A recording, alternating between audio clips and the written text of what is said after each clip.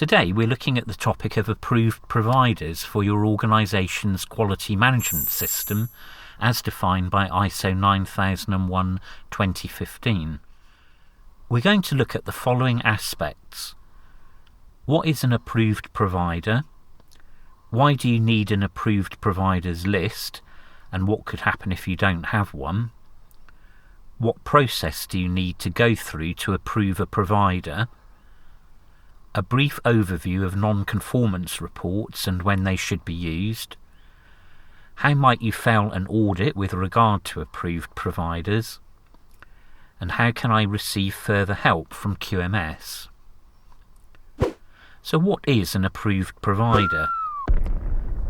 An approved provider is a supplier that has met the criteria you have preset as detailed in your quality manual regarding the quality of its product or service. Some examples of criteria can include, but are not limited to, the following: quality of product or service, historical supply performance, supply availability, ISO 9001, 14001, 45001 or 27001 certifications, price, technical competence, and client requirement. The important thing is that your provider isn't just anyone who you found in the phone directory, but is an organisation you can trust to produce a high quality product or service, a product that your organisation will be proud to pass on to your customers. ISO 9001-2015 states that the organisation shall determine and apply criteria for the evaluation, selection, monitoring of performance and re-evaluation of external providers based on their ability to provide processes or products and services in accordance with requirements. The organisation shall retain documented information of these activities and any necessary actions arising from the evaluations. The definition of a provider or supplier, according to ISO 9000-2015, is an organisation that provides a product or a service. This includes contractors. A provider may be external but can also be internal. Whilst a provider can be internal, in this video we will only be discussing approval of external providers. It should be noted that an approved provider list is to be used for suppliers whose product or service is of significant use to your organisation. For example, a stationery supplier would not be essential to list, unless your organisation's main focus is stationery. Why do you need an approved providers list? What could happen if you don't have one? The reason your organisation is required to hold an approved provider list is twofold. Firstly, the process of approving the provider ensures and documents that your organisation is happy with the services and products you are receiving, enabling you to be confident you have done your best to ensure the supplied goods or services are of a high quality. Remember, the quality of products and services you use will reflect in your own end products and services. The list ensures staff, including new or temporary members of staff, reorder the product or service from a provider your organisation has approved, thereby minimising the risk of inferior quality. Let's take a look at an example. Your organisation is called Quality IT Services Limited. Your aim is to produce high-quality computers to an ever-growing client base. You have Mabel in accounts, who has been with your organisation 25 years, who knows all the providers your organisation orders its computer components from. However, Mabel decides to retire, and Charlotte is employed to take over from her. Charlotte is required to pick up where Mabel left off, but doesn't use the list of approved providers. No one tells her that it exists. Charlotte is now left trying to source your organisation's computer components, not knowing the reasons behind why Mabel used the providers she did.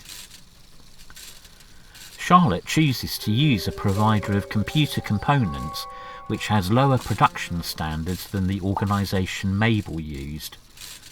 She is happy with herself because she has found the same components for half the price. She orders 20,000 components and production of your computers continues.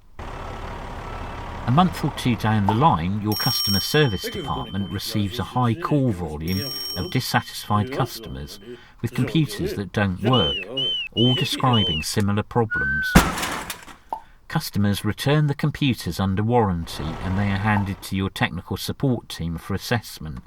All the while Charlotte is reordering the components from the same provider. New computers are shipped to those customers, potentially with the same problem.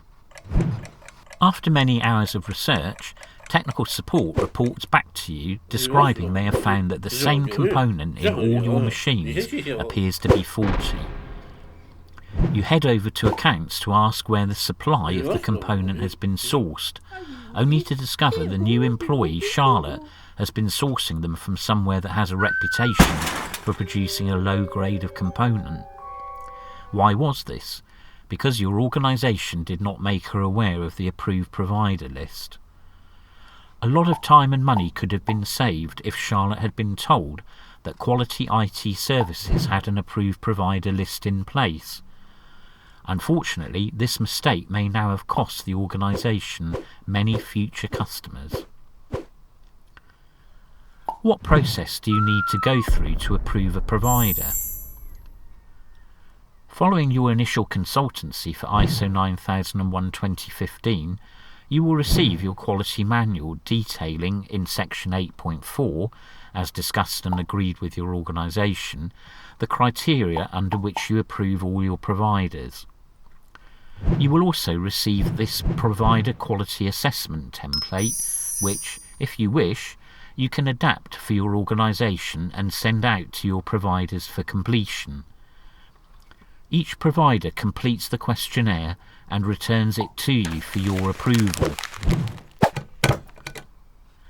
If the provider is already certified to ISO 9001, they do not need to complete the second page of the form. If they are not ISO 9001 certified, they are required to complete the entire form. Upon receipt and assessment of the form, you sign to approve you as an organisation are content that the provider meets your criteria for producing a high quality product or service.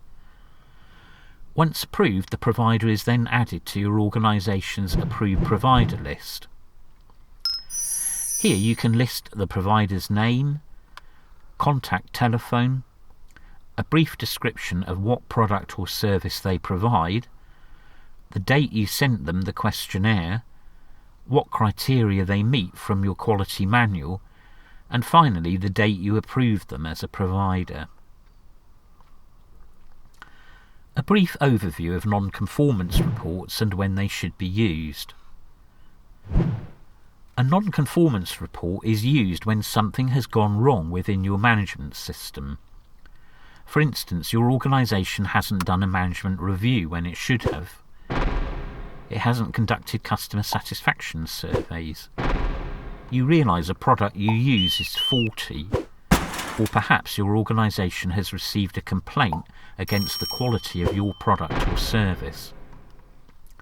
It's important to use non-conformance reports or an equivalent methodology to demonstrate and document that your organisation is monitoring the quality of its management system. These will be requested to be shown during your annual surveillance audits. In our earlier example about our fictional organisation, Quality IT Services Limited, the quality manager, upon receiving complaints about the organisation's product and having used the organisation's identification and traceability procedures to locate the root cause, would have completed a non-conformance report. This form documents the nature of the non-conformance, the reason or cause of the non-conformance, corrective actions that will take place, the date they were actioned, and finally that the quality manual, if necessary, has been updated to reflect the changes. In our example, the quality manager would have documented that the reason for the complaint was faulty components. He would also document that the corrective procedure is to notify the provider of the components that the products are faulty and that quality IT services will no longer be using their organisation until they can prove that their components are no longer faulty. It would also be documented that the approved provider list must be used at all times in the future. For further information on non-conformance reports, please view our non-conformance training video included in this video series. How might you fail an audit with regard to approved providers? Issues which might cause you to fail an audit include provider quality assessment questionnaires not sent out, not returned or not assessed, unless the use of these questionnaires is not stipulated in your quality manual. No approved provider list is in place. Non-conformance reports are not completed when problems are identified with providers.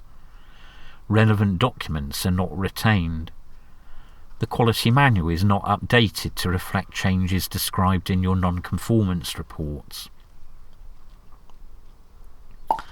How can I receive further help from QMS? I hope you found this overview useful. You will find many other topics in our video series, but if you have any further questions, please don't hesitate to call or email us on 01603 630 345 or email us on enquiries@qmsuk.com. QMS is here to support your organisation through every stage of certification. If at any point you have a question regarding approving your providers, please do not hesitate to contact us. QMS aims to make the process of ISO management system certification not only painless, but enjoyable as well. So we look forward to helping you to make your management system as useful to your organisation as it possibly can be. Thank you.